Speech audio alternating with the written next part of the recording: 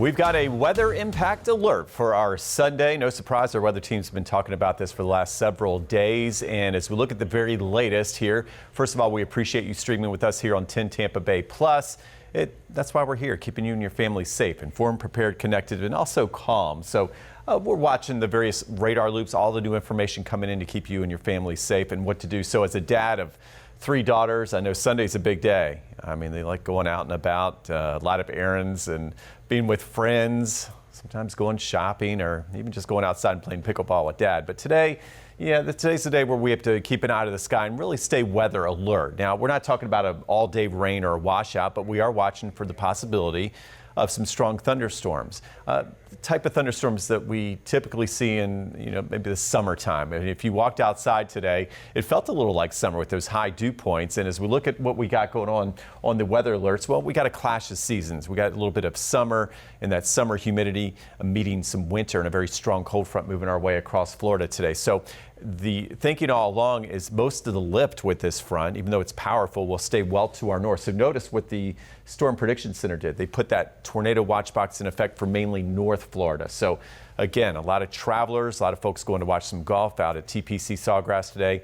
There will be some issues. And then as we get closer to home, you go to Gainesville, okay, heavily traveled area, usually on Sundays, and I-75, I-275. We do have a sliver of that tornado watch even into the Tampa Bay area. So that does include Citrus and Hernando County. So we're going to watch this. We're really right on the fringes of most of the lift in the atmosphere. And as we zoom in, take a closer look. So we're looking at areas like Crystal River, Inverness, over to Brooksville and Spring Hill. We're watching you as well. The farther north you go, watching for some gusty thunderstorms moving through. And as far as the tornado risk for our area, okay, a little different than across North Florida, where they could get a spin up over land. Our spin ups primarily over the water, where we could see some water spouts develop, and sometimes we could see a brief tornado along the coast as those water spouts try to move inland. But again, the chance of tornadoes for our area remains very low, but better safe than sorry. We got a tornado watch just in case, especially for the coastal areas along the nature coast. The rest of us, more of a day where we see, it'll remind you of more of a typical Florida thunderstorm. But with that said, we're out and about, right? We know that. So there's going to be lightning is a big impact for us. And we got to remember those lightning safety rules. When the thunder roars, head indoors. And of course, we are the lightning capital of the country. So as we look at our weather impact alert, no changes here. We've got it for the remainder of our Sunday afternoon into early evening. I think because most of the lift is lifting out of the area as this front moves through. Once we lose the daytime heating, the line will weaken rapidly. But until then, lightning, our updated impacts, I've scaled them back just a sliver. Okay, we got to keep our guard up. 40 to 50 mile per hour winds, which is a big deal if you're trying to get from point A to point B and you're trying to drive out there with those slick roads. We'll have some downpours, and we need to stream 10 Tampa Bay Plus. Yeah, just keep checking back with us. We're going to have these updates coming all day long, and we're going to make sure we turn on those weather alerts on our phones. Okay, so today, what you need to know. Yeah, we've got most of the thunderstorm activity for Tampa, Pinellas, Hillsborough County, okay, areas of Polk County, really coming as we head into very late afternoon, early evening. So you see the thunderstorm symbols really lighting up towards 6 o'clock. Weather impact alert again through early evening with those high temperatures in the low 80s. And by this time tomorrow, we're going to have a bit of a wind chill out there. So we've got big changes and a pretty good confrontation and dogfight in the atmosphere, so to speak. And it's in the form of this cold front out to the west toward western Florida. So out ahead of it, you've got a surge of moisture. And with that, we've got some severe thunderstorm warnings across North Florida right now, especially in the Lake City area. We have had very few tornado reports this morning close to home. We had to go up toward Georgia, really Highway 16 northward where most of that lift is, but we do have that tornado warning officially for southeast Georgia. I'm watching Charlton County, areas of Brunswick and Glenn County this morning. And then we're watching the tail end of that line. What it's mainly producing, though, would be the straight line wind gusts, okay, toward Lake City and Columbia County. And that extends over the Gulf of Mexico, and a pretty good bit of lightning. And it looks like it's holding together pretty well, okay? It's not showing any signs of intensifying at this point. In fact, as it gets closer, it'll continue to be stretched out. So if anything, it would likely weaken a bit as it comes our way. So as we zoom in, here it is. We've got our first watches, warnings of the morning. The watches go into warnings in the form of severe thunderstorm warnings and tornadoes. And that, again, is up towards southeast Georgia. Watch our friends up there and check on our family and friends. And then Lake City with our other warning. Here at home, we're just in a watch mode. We're watching these storms offshore very closely. Good reflectivity for sure.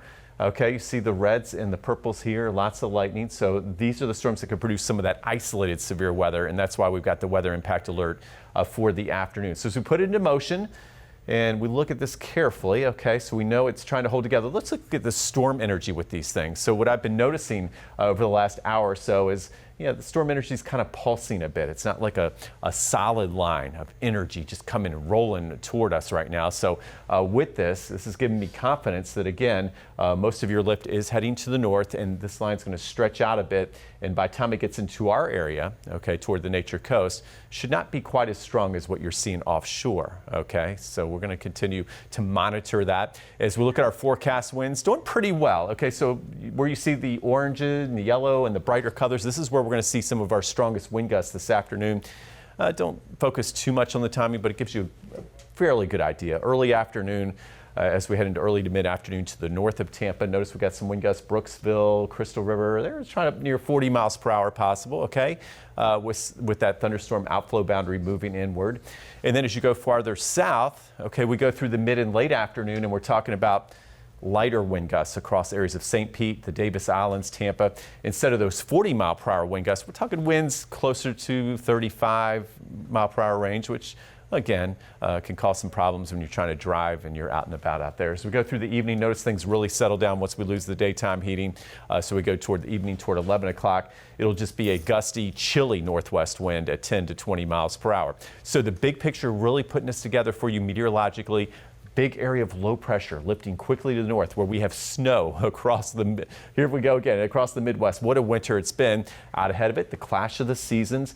And if there's the highest risk of tornadoes today, again, I was thinking it was going to lift much farther to the north than Florida as far as numerous tornadoes. We're more in the isolated tornado risk here at home. In fact, the Storm Prediction Center giving us a level 2 out of 5 as that line rolls off to the east and northeast this afternoon. In fact, as we zoom in, what this means is, level 2 out of 5, not the 4 and 5 out of 5 we saw yesterday across Alabama and Mississippi. We're not talking about that type of weather today, but we do have lightning, 40 to 50 mile per hour wind gusts and downpours. And notice it's really mainly along I-4 to the north. Okay, we see the yellow shading. Then once you get to the south of I-4, we're talking a green shading or some marginal risk of severe weather. So we'll watch those downpours and be careful of the lightning out there. Severe risks, we'll put it all together for you here. The main thing to pick out, there's a lot of panels here, not too focused on the tornado or the hail, but the wind panel here. So you see the yellow shading. We're talking about Wesley Chapel up to Brooksville, Crystal River, Tampa, most of Pinellas County and areas of Tarpon Springs. About a 10% chance that a couple of storms could cause some damaging wind gusts. And then overall, again, we're talking most of the highest activity and the highest risk for that, for the damaging winds would be north of I-4. So here's the latest Futurecast. What's interesting, this is all new information coming in. The line looks less organized, okay? So I know I went through a lot of meteorology with you, telling you, you can really see the lift heading north.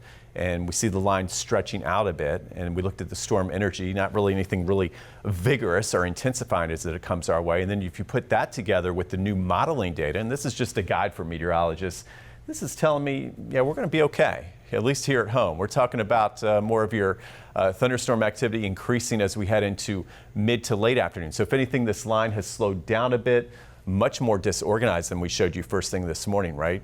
Okay, on 10 Tampa Bay. So with that said, though, there's going to be lightning around, could be a few gusty storms out there, and we're going to have to keep our guard up. And that does include St. Pete, Tampa, up into areas of Pasco County. And we go through the evening hours. Once we lose the daytime heating, not much left with it, right? Okay, so if you're in Bradenton, Sarasota, Lakeland, Lake Wales, not good news for our lawns and our plants. I know we still have the drought conditions, so we're not seeing much in the way of any relief out there. So we look at our weather impacts county by county as we wrap this up with our new information. I kept the timing about the same. Citrus, Hernando, Pasco, maybe rolled it back a tiny bit, 1 to 4 o'clock on the heaviest rain in the area.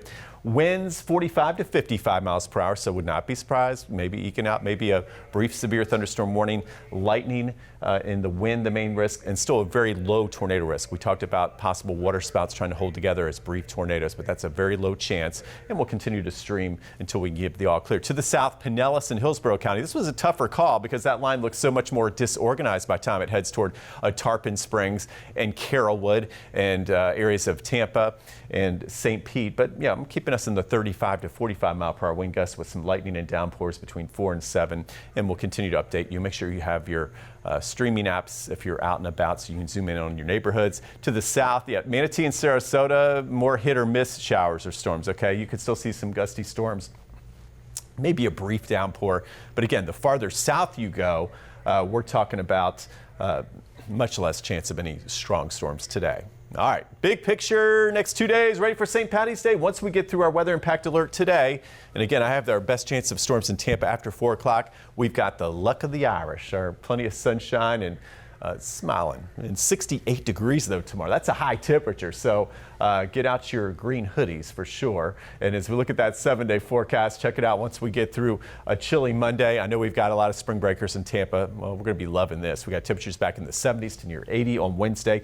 Another front with a few more clouds Thursday, but it's going to be tough to eke out any rain. Still a pretty good beach day. A little cooler Friday, but still comfortable. 70s and back up into the mid to upper 70s by next weekend. So here on 10 Tampa Bay Plus, tell your friends, neighbors, hey, if you need the latest on the weather, yeah, 10 Tampa Bay's here for you. We're just looking at the very latest data.